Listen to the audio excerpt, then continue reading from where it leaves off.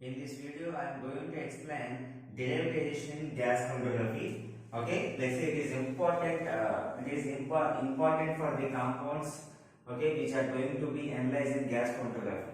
Okay, here what is meant by derivatization? You can see derivatization is the process of chemically modifying compound. Chemically modifying a compound to produce new compound. Okay, we are modifying the compound for producing new molecule. Okay, chemically modifying a compound to produce new compound which has properties that are suitable for analysis. Which has properties that are suitable for analysis using a gas chromatography. Whatever the producing this compound which is having the suitable properties for the analyzing by using gas chromatography technique. Okay, here nothing but derivation is a chemical modification of molecule to produce another molecule. Okay, here what are the properties which are nothing but, okay, you can see importance of derivation in gas chromatography. What is the importance of derivation techniques in gas chromatography means? Okay, it will increase the volatility of solute. Okay, it will increases the volatility of solute. If the compound analyzed by gas chromatography means it must consist volatile in nature. Otherwise, it cannot. Otherwise, we cannot analyze gas chromatography because this if the compound having volatility means that can only mix with gaseous mobile phase. Otherwise, it cannot mix with gaseous mobile phase. Okay, that's why it is derivation will enhances, will increases the volatility of solute by removing polar groups present in the molecule. Okay, it can increase the volatility of solute by removing polar groups in the molecule.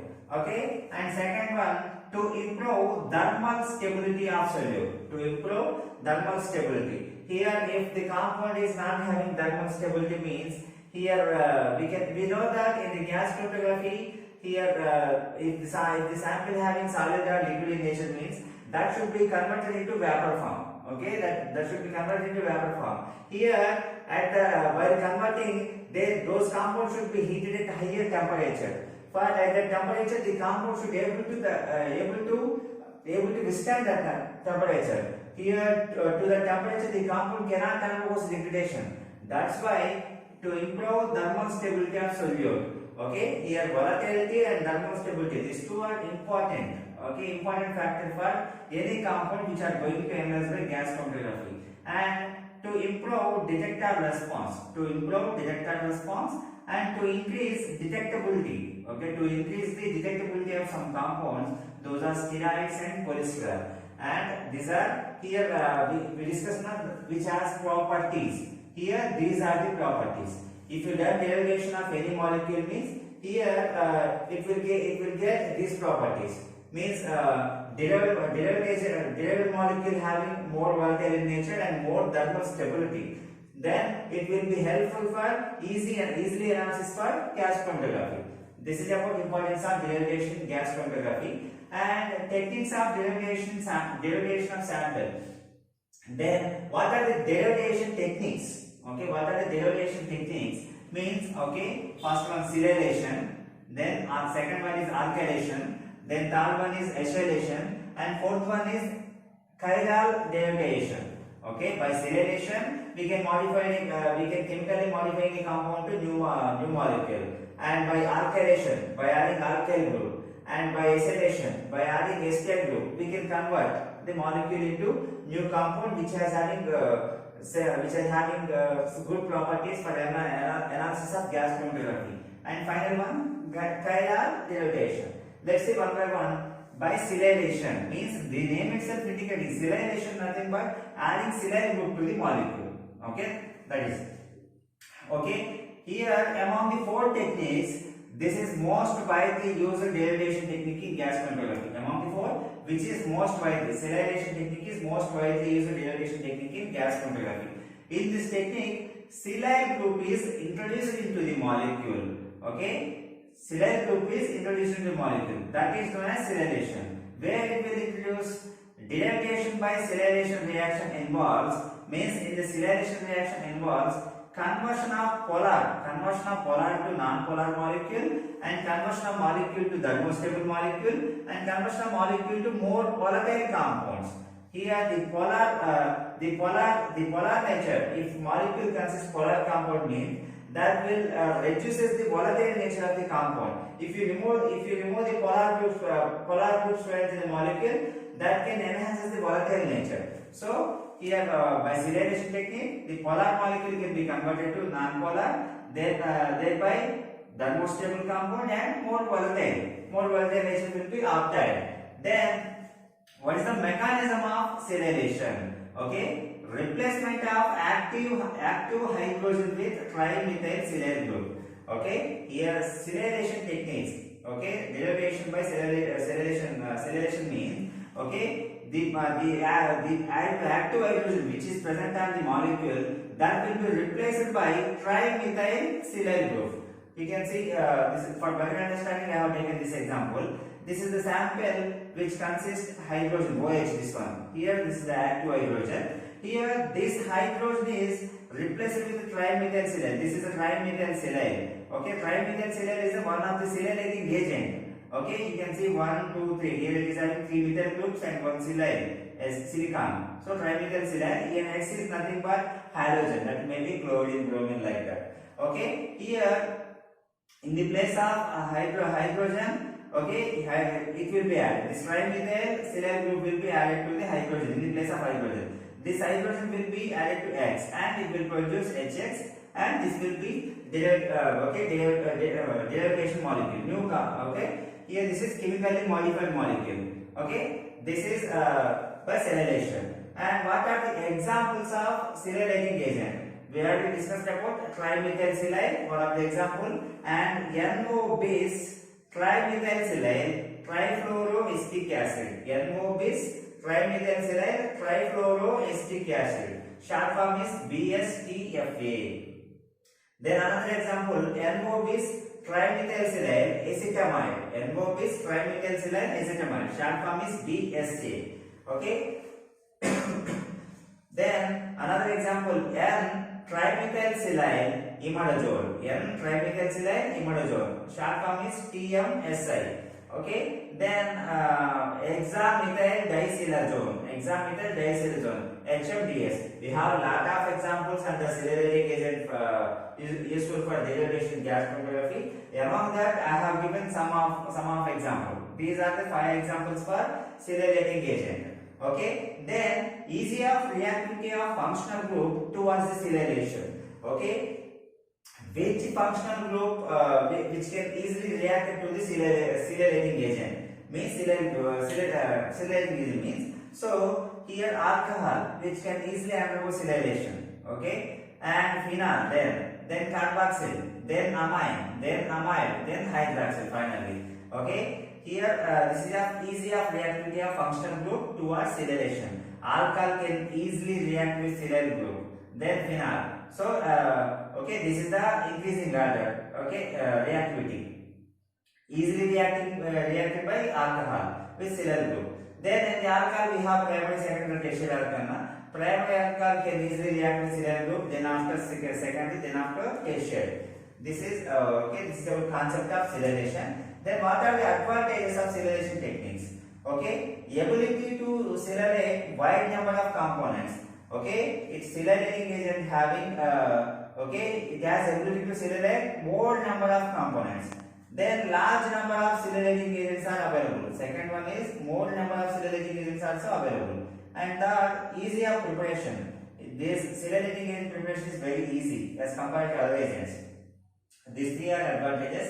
Then disadvantages, serializing agents are moisture sensitive, and keep in mind serializing agents are moisture sensitive. While while reaction occurring between sample with serializing agent, we should care about the moisture free. Then must use aprotic solvent. Second disadvantage is we have to use aprotic solvent, because aprotic nothing but it doesn't consist proton. Okay, that is important. If it is a proton means, if this any solvent consists proton means this proton may be replaced by this trimethyl silyl group. Unwanted reaction will be takes place. So these are the advantages and disadvantages of sideration technique. Okay, then next one, alkylation. Alkylation nothing but reaction takes place. Okay, alkyl group is added in the place of hydrogen. Okay, same thing. It involves replacement of active hydrogen. Replacement of active hydrogen in groups like RNS2, ROH with alkyl group. Okay, in this active hydrogen, will be replaced by alkyl group. This is known as alkylation. Okay, here this reaction converts the molecule or components into esters or especially methyl esters. Okay, this alkylation finally leads to conversion of molecules or components into ester form and especially methyl ester. Methyl ester nothing but alkane, nothing but having methyl group, methyl or methyl. Mostly methyl esters will be formed. Okay, for general reaction, this is for better understanding purpose. I have taken this reaction under alkylating derivation. Here RCOH, this is the sample.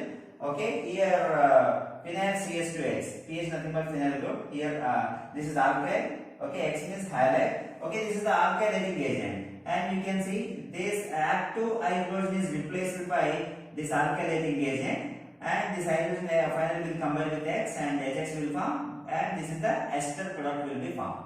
Okay, then sample is converted to the ester form. Okay, after reacting with alkylating agent. This is about concept of alkylation. Let's see what are the examples of alkylating agent. Okay, first one, trimethyl ethylenedium hydroxide, boron trichloride in chloroethanol or methanol, boron trichloride in chloroethanol or methanol, boron trifluoride in butanol or methanol, methanol in acid. Methanol in acid, that may be hydrochloric acid or sulfuric acid. Boron trifluoride in butanol or methanol. Boron trichloride in chloroethanol or methanol. Trimethyl ethylenedium hydroxide. These are the examples of alkylating agent. Then advantages and disadvantages. Advantages means wide range of alkylating reagents are available. This point is similar to the silylating agent because there are also wide range of silylating agents are available. Okay, then alkylation derivatives generally stable. Okay, this alkylating derivative here these ester products are forming. These alkylating derivatives are stable as compared to the original product. Okay, then reaction condition can vary from strongly acidic to the strongly basic. Here reaction conditions can move from acidic nature to basic nature because alkyl having a basic in nature. After adding alkyl group, this reaction or the molecule will gain basic in nature. Then disadvantages. Limited to the amines and hydroxyl groups. Here this derivation by alkylation, it can only be limited for amines and hydroxyl group. Here other groups it may not be possible with alkylation. Only amines and hydroxyl groups.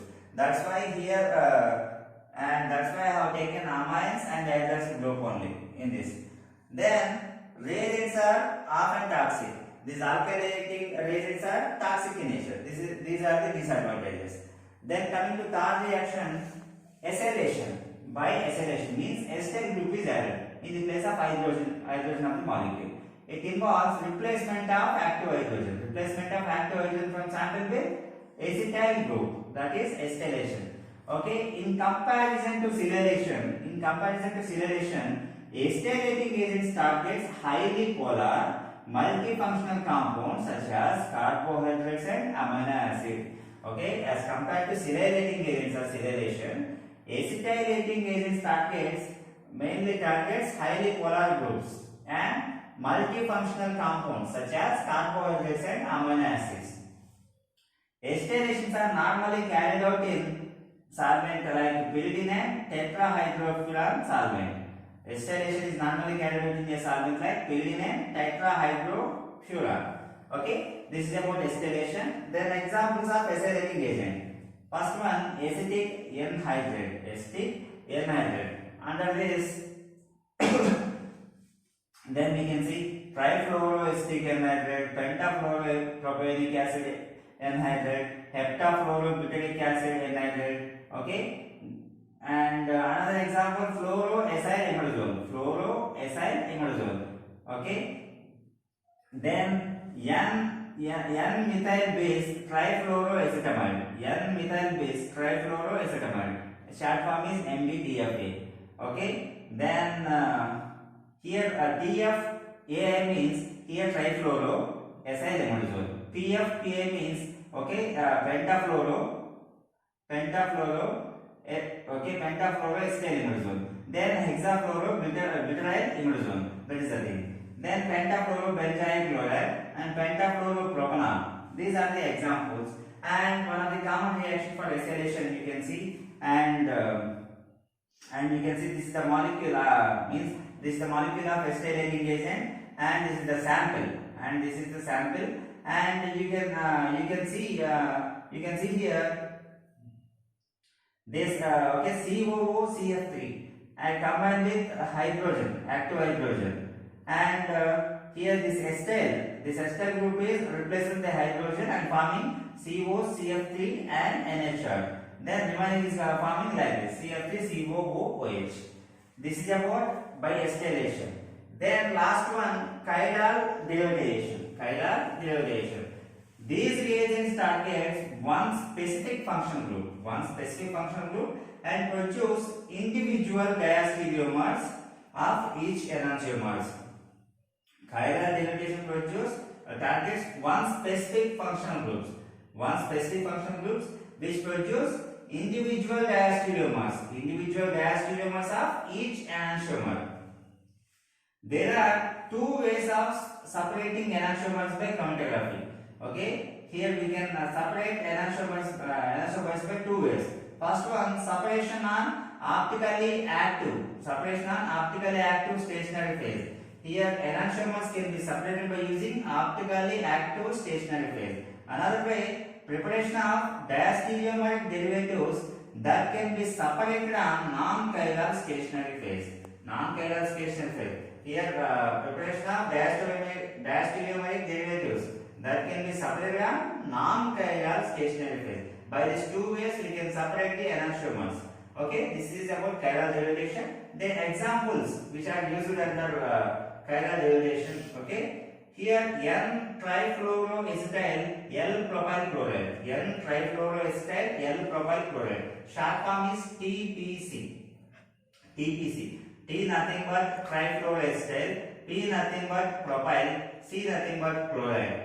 Which this is mainly useful for optically active amines, most notably amphetamines. Okay, this chiral derivatizing agent more useful for optically active amines, mostly amphetamines. Then MCF, nothing but methyl chloroformate, another example, which is useful for optically active alcohols. So this is the overall concept of derivation in gas chromatography. If you like the video, and please subscribe to my channel, and please comment in your comment section. Thank you very much.